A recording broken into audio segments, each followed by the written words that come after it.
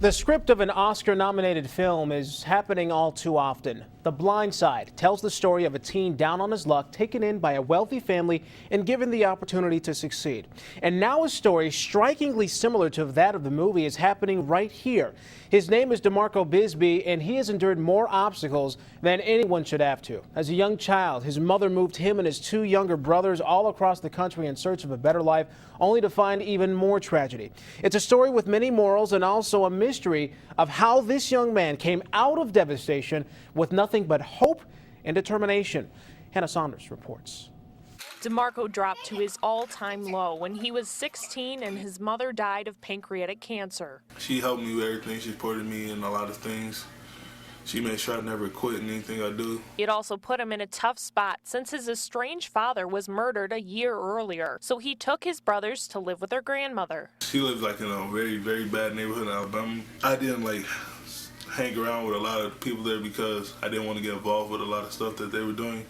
So that pretty much, was part of my decision to come up here to live with my auntie. So 17-year-old DaMarco moved in with his aunt in Lansing. He began school at Sexton High in the fall of 2009, where Eddie Sade is a counselor. But it wasn't until the first day of football practice when the part-time coach met DaMarco. We heard that a big kid might be visiting. He had never played football before. A tough love relationship developed on the spot. I think he called me a hillbilly when I first saw him because I wasn't wearing any shoes. The 6'4", nearly 300-pound teen quickly found his niche on the defensive line. He made up for his inexperience with intense determination to learn the game. He was a big-time reader, so during water breaks and any second he could get, he would just go to a football one-on-one book and read it. The team was close, and the coaches learned of his history. He easily could hate the world, and that's the first thing that Coach Bogan and I noticed, is that he always was smiling.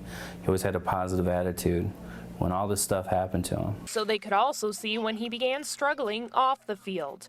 DaMarco had moved out of his aunt's house, in with his girlfriend, and was skipping more and more school, inspiring Eddie to come up with a plan to ask his wife to invite DaMarco to live with them. I popped in the Blind Side movie for my wife to watch, and then I asked her if we could take DaMarco in, and she was all about it. And DaMarco moved in with his coach, something Eddie says is common for their staff to do. I don't know of a coach specifically in the inner city who doesn't do this on a regular basis. Eddie and his wife already have two kids of their own, 3-year-old Nicholas and 1.5-year-old Ava. The two were quite surprised when they learned they were getting a big brother. Nicholas, for the first month, wouldn't talk. He was super quiet and just filling out the situation. But now they love him. They love him. Ava loves him, and he loves to just cuddle with Ava. And I don't know, our kids now see him as a brother. Yeah, and they want to be like him, and I want to go to college with DaMarco. They wanted to go with him after break. When his senior football season began, DaMarco's natural football talent was earning him several honors, even while he played on a broken leg. It turned the heads of many college recruiters, but his transcripts were scary. DaMarco was already a year behind in school, and if he didn't graduate in 2011, he would not be eligible to play college ball, which led him to Michigan virtual schools. He ended up taking more courses from us than we normally would have a student enroll. But the situation really, he didn't have any other options. He took 9 credits on scholarship at MVS while still at Sexton. There were times where taking 21 credits in a year can be overwhelming, and he would want to quit. But passed all his classes with A's and B's and was offered a scholarship to Morgan State in Maryland, where he dreams of making it to the NFL one day, like the Blind Side's Michael Orr. One day he hopes to meet Michael, who also lives in Baltimore. Pretty much my plans right there is just to attend college, and after that, sky's the limit.